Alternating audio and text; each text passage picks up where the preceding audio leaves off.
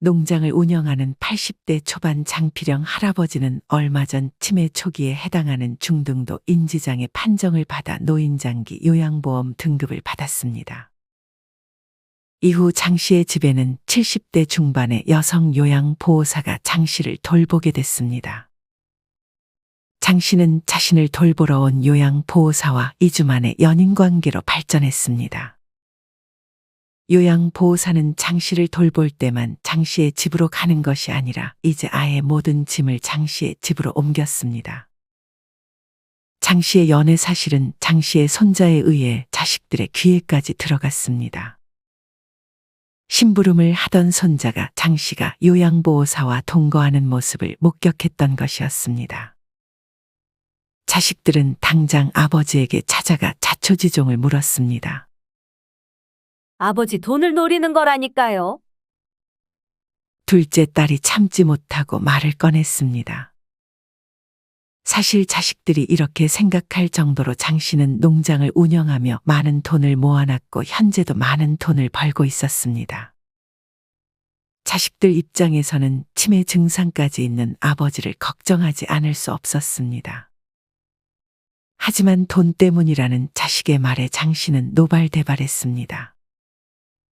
장 씨는 그런 게 아니라며 요양보호사와는 이미 마음을 주고받은 사이라고 자식들을 설득했습니다. 그간 무슨 일이 있었는지 장 씨는 요양보호사에게 아예 농장과 부속 건물 전체를 무료로 빌려주는 임대차 계약에 서명을 해버렸고 자식들이 집으로 찾아올 때마다 주거 침입으로 고발하겠다며 자식들에게 선을 그었습니다. 이미 장 씨는 요양보호사에게 정신적으로 가스라이팅을 당하고 있었습니다. 요양보호사는 사실 장 씨의 재산을 노리고 있었습니다. 그리고 이 작전을 벌인 것은 요양보호사 혼자가 아니었습니다. 요양보호사 일당들은 이제 다음 작전으로 넘어갔습니다. 장 씨의 곁에 60대 초반의 종교인이 접근을 하기 시작했습니다. 종교인은 정신적, 육체적으로 고통받고 있는 장 씨를 신의 힘으로 치료해 주겠다며 접근했습니다. 점점 장 씨는 이 종교인과 요양보호사에게 과도하게 의지를 하는 상태가 되었습니다. 요양보호사는 농장을 관리한다는 명목하에 장 씨의 은행 일에도 간섭을 했고 장 씨 통장에 있는 현금에도 손을 댔습니다. 그 결과 요양보호사는 장 씨의 농장과 집을 담보로 5억 원의 대출까지 받았습니다. 이뿐 아니라 장 씨가 소유한 땅을 담보로 금융기관에 22억 원의 대출까지 추가로 받았습니다. 요양보호사를 만나기 전 장 씨는 7억 원의 현금과 매달 1,000만 원 이상의 임대 수익이 있었지만 요양보호사의 계략에 그 돈이 완전히 사라져버렸습니다. 이제 장 씨는 그간 소유한 돈뿐 아니라 대출 27억 원의 빚을 짊어져 가족도 감당 불가능한 상황에 처했습니다. 자식들의 노력으로 일부 금액은 돌려받았지만 아직 돌려받지 못한 돈이 많이 남아있는 상태였습니다.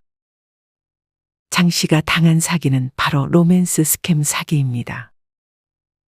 경찰청과 통계청에 따르면 고령층을 대상으로 한 사기 범죄는 매년 늘고 있다고 합니다. 노년의 자식에게 의존하지 않고 고립이 된 노인들이 늘어나는 것도 이런 사기 피해가 늘어나는 이유 중 하나입니다. 이렇게 고립된 노인들의 약점은 바로 외로움입니다. 사람이 외로움을 느끼게 되면 더욱이 자신이 믿고 싶은 대로 믿게 되는 경향이 있고 더욱 그 사람에게 의지를 하게 되어버립니다. 80대 여성 김수님 할머니도 마찬가지였습니다. 김 씨는 100억대 자산가였습니다. 김 씨는 젊은 시절부터 부동산 투자로 큰 성공을 거뒀고 임대 수익으로만 통장에 10억 이상 쌓아놓을 만큼의 자산가였습니다. 그러던 어느 날 김 씨에게 연락 하나가 왔습니다. 그 사람은 자신을 50대 예멘에 살고 있는 의사라고 소개했습니다. 이 사람은 자신을 프랭클린 조라는 이름으로 소개를 했고 잘생긴 외모와 탄탄한 몸매 등을 자랑하는 사진을 김 씨 할머니에게 보냈습니다. 조는 김 씨 할머니에게 너는 나의 천사, 사랑한다와 같은 메시지와 꽃을 찍은 사진을 매일 보냈습니다. 그렇게 이 두 사람은 만나본 적은 없지만 연인 사이로 발전했습니다. 하지만 이는 로맨스 스캠 사기일 뿐 사실 프랭클린 조라며 보여준 얼굴은 실제 예멘 의사이긴 했지만 이 사건과는 아무 관련이 없는 사람이었고 사기꾼이 도용한 인물일 뿐이었습니다. 하지만 김 씨는 이미 15억 원 상당을 사기꾼에게 송금해버린 후였습니다. 아직 그래도 재산이 많이 남아 있었지만 문제는 김 씨가 이미 정신적으로 사기꾼에게 세뇌를 당해 추가로 금전적인 피해가 생길지도 모른다는 사실이었습니다. 김 씨는 이게 모두 사기라는 자식들의 말을 믿지 않았습니다. 이런 로맨스 스캠의 특성상 해외 서버를 기반으로 범죄가 이루어지므로 범인을 잡기가 매우 어렵습니다. 또한 안타까운 것은 전 세계 어느 국가를 봐도 사기 방지 센터가 있는 국가에서 로맨스 스캠 관련 계좌 지급 정지를 안 해주는 나라는 우리나라밖에 없다고 합니다. 이에 대해 얼른 조치가 이루어져야 하지 않을까 생각합니다. 로맨스 스캠에 당한 피해자는 그 연령대가 매우 다양합니다. 80대의 노인분들 뿐만 아니라 젊은 사람들도 많이 당하고 있습니다. 이번 피해자는 60대 남성 강무혁 씨입니다. 강 씨는 SNS에서 한 여성을 만나 4개월간 온라인 연애를 시작했습니다. 강 씨의 상대는 자신을 해외에서 일하는 사업가라 소개했습니다. 강 씨는 가족들과는 연락을 잘하지 않고 있었고 어느 순간 이 여성과 가족들보다도 더 많은 얘기를 나누는 사이로 발전했습니다. 강 씨의 상대 여성은 한국에 오고 싶지만 자금이 묶여 있다고 강 씨에게 말했고 강 씨는 얼른 그녀를 만나고 싶은 마음에 노후자금 1억 2천만 원을 상대에게 송금해줬습니다. 하지만 그렇게 돈을 보내자마자 상대와의 연락은 끊겼습니다. 또 다른 고양시에 사는 60대 남성은 마찬가지의 피해 수법으로 은행에서 자신의 공무원 연금 5,100만 원을 사기꾼에게 보내려다 은행원의 도움으로 사기를 당하지 않을 수 있었습니다. 사기꾼은 자녀 수술비가 필요한데 해외에 돈이 묶여 있으니 돈을 보내달라는 식으로 접근했습니다. 이제 막 칠순의 나이가 된 최 씨는 안타깝게도 피해를 당했습니다.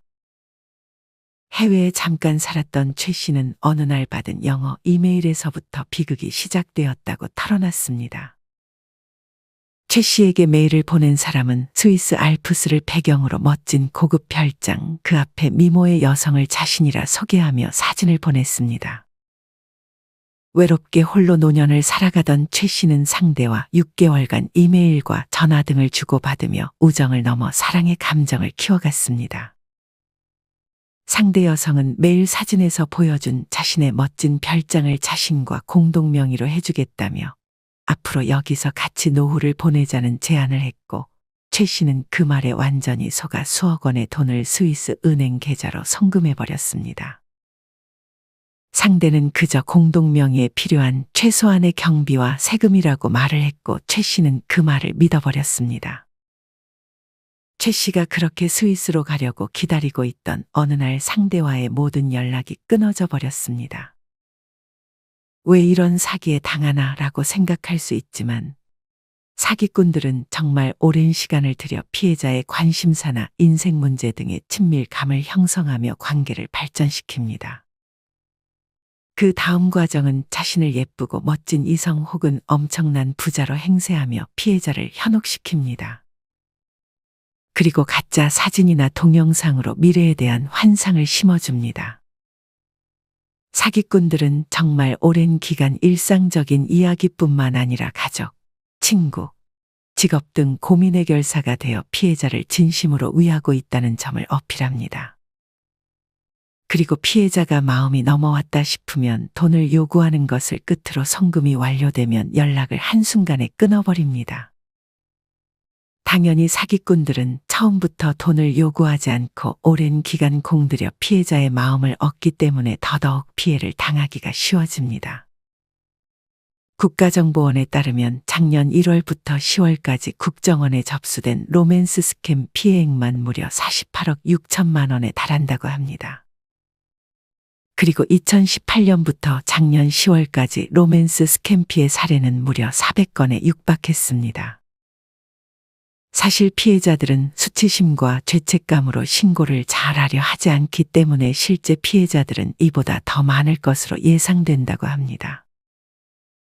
아마 많은 분들이 이런 거에 왜 당하냐는 생각을 많이 하실 것 같습니다. 하지만 사람이 외로운 상태에서 뭐에 홀린 듯 하나에 꽂히게 되면 이런 사기를 당하게 될 수도 있습니다.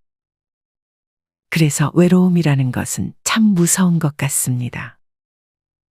요즘은 1인 가구라 혼자 사는 사람이 많아 더욱 이런 로맨스 스캠에 주의해야 합니다. 요새는 AI로 가짜 얼굴까지 만들어 영상통화까지 하면서 사기를 치는 경우도 허다합니다. 고령자의 입장에서는 이렇게 영상통화까지 하는데 설마 사기꾼이겠어 하는 의심을 거둬들이기 힘들게 됩니다. TV에서 사기를 치는 영상을 보니 정말 당할 수밖에 없을 정도로 AI로 얼굴을 잘 만들어놔서 고령자분들은 더더욱 속기가 쉽겠다는 생각마저 들었습니다. 이런 로맨스 스캠에 당하지 않는 법은 비교적 간단합니다. 그냥 돈 얘기를 하는 순간 차단을 눌러버리는 것입니다. 아무리 내 이상형이고 나에게 위로가 많이 됐고 하는 것을 떠나 돈 얘기를 꺼내는 순간 이전에 나에게 했던 말들은 그냥 돈을 뺏어가기 위해 밑밥을 깐 것 그 이상 그 이하도 아니라고 생각해야 합니다. 요새는 중노년들의 재충전 수단이 부족하고 황혼이혼마저 증가하면서 중노년 세대를 겨냥한 만남 서비스 앱이 인기를 끌고 있다고 합니다. 어느 앱은 출시 1년 만에 약 7만 명의 가입자가 생겼다고 했습니다. 어떤 앱은 내 정보와 관심사만 입력하면 맞춤 설정으로 나와 어울리는 이성 친구를 추천해주며 마음에 드는 상대에게 찜을 보낼 수 있는 기능도 있다고 합니다. 이후 상대가 수락하면 매칭이 되고 실제로 만남까지 이어질 수 있다고 합니다. 하지만 주의해야 할 점은 이런 앱에서 사기가 발생할 확률도 높다는 것입니다. 아마 로맨스 스캠 사기꾼들에게 이런 앱만큼 사기를 치기 쉬운 곳도 없을 것 같다는 생각이 듭니다. 앱을 만든 창업자분들이 중노년층이 사기 피해를 당하지 않도록 더욱 신경 써 주셨으면 좋겠습니다. 여러분은 오늘 말씀드린 로맨스 스캠이 그저 남의 일처럼 느껴지시나요? 사기꾼들이 언제든 나를 표적으로 삼고 계략을 짤지도 모른다고 항상 경계심을 가져야 합니다. 그리고 무엇보다 돈 요구를 한다면 그 전에 나에게 상대가 무엇을 줬든 단번에 차단을 해버릴 줄 아는 지혜가 필요합니다. 돈 얘기를 꺼내는 순간 이전에 나에게 했던 행동들은 모두 사기를 치기 위한 계략이라고 생각해야 합니다. 오늘 영상을 여러 번 보시며 노후에 정말 한 번이라도 당하면 치명적인 사기 피해를 절대 당하지 않으셨으면 좋겠습니다. 이상으로 오늘의 영상을 마치겠습니다. 우리 모든 구독자분들의 행복한 여생을 응원합니다. 다음에 더 좋은 내용으로 찾아뵙겠습니다. 감사합니다.